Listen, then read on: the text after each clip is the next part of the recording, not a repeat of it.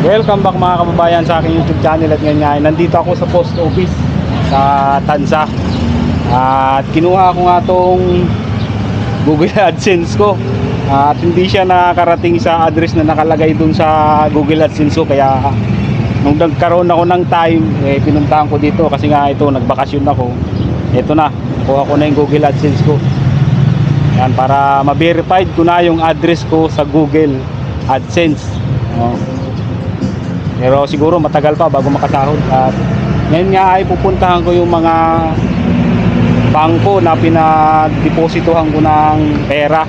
Kasi kailangan yun ay mahulugan sa loob ng 2 taon. Dahil kung hindi mo siya mahuhulugan sa loob ng 2 taon, madudurmant account na yun. At pupuntahan ko nga yung mga bangko.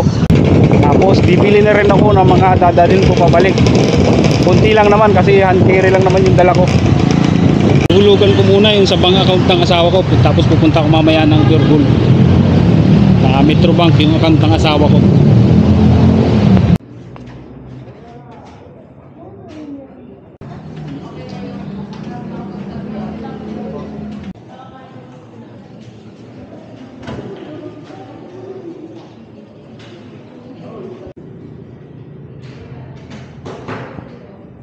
Nandito na ako sa Pure Gold at bibilihan ko nga ng pasalubong yung mga kurimaw.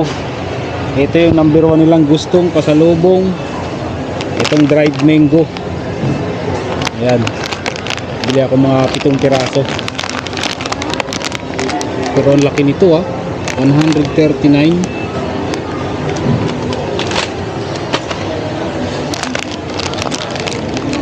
Hindi, malaki yun. Iba yung maliit, nakalagay dito yung malaki Iba presyo, dito lang tayo sa maliit. 1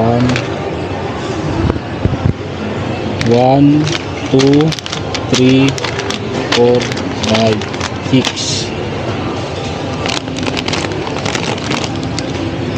6 7. Sarap to, baon, punta ng Korea. Kaya ito yung medyo maliliit para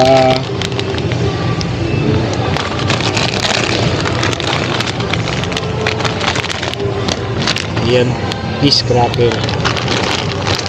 Dalawa.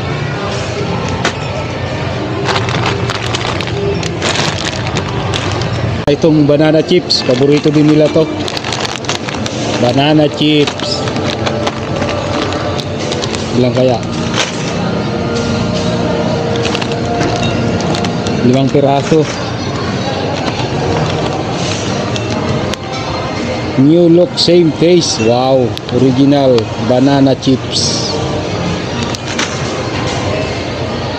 Hanap ako ng ibang mabibili ko.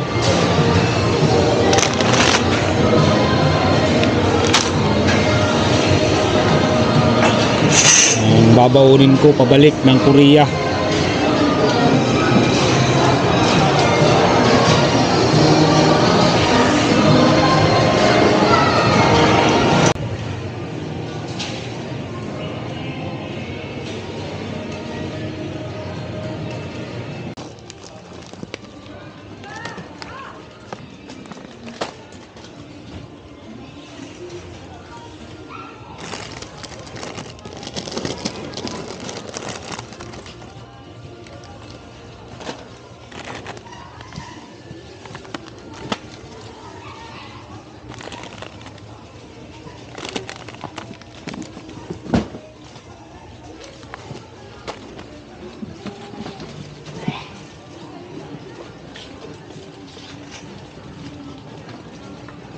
Bili din ako ng more. Masarap to, pampasarap sa mga lutuin. Ito, pang sigang, kailangan din to.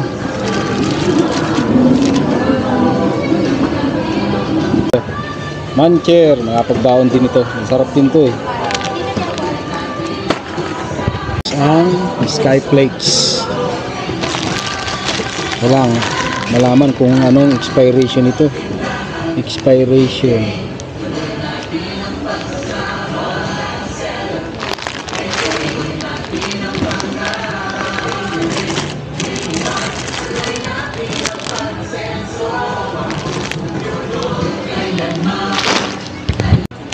Kahit ito pa, kailangan talaga ay maraming baon pag uwi ng Korea, kasi mahal itong mga to pag bibili kayo sa Philippine store. Ito na lang, dingdong na lang tayo. Dingdong.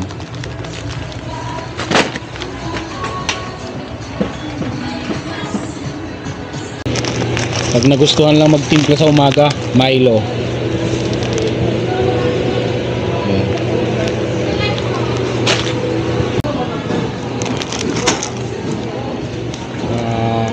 Pansit Canton 14 isa. Ito na naman yung paborito kong flavor ng Pansit Canton. Wala expire nito.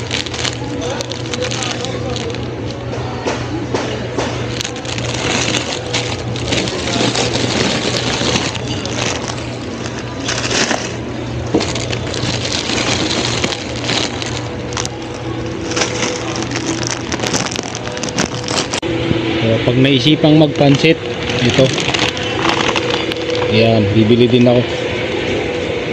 Pag naisipang magpansit sa Korea, mahal kasi ito dun sa Philippine store dun sa Korea.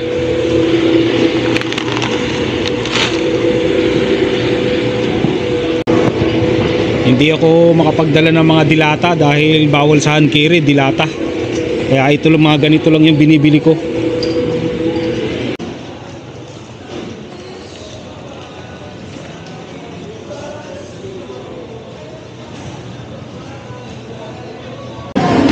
Ito, okay na to, bayaran na.